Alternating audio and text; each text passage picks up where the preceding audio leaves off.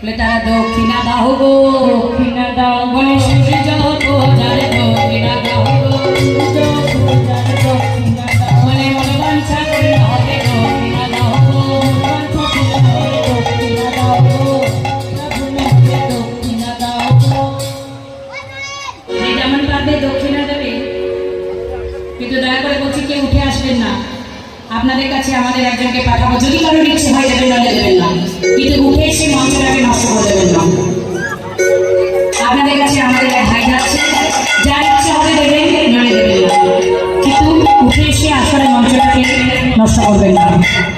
আপনারা বসে থাকুন, এবার সিঁদুর করাবো, মায়েরা সব বসো। এবার আরতি সমাধান করে উত্তরাগস্টে যাবে বলে গরুকে প্রসাদ আদি চাইলেন।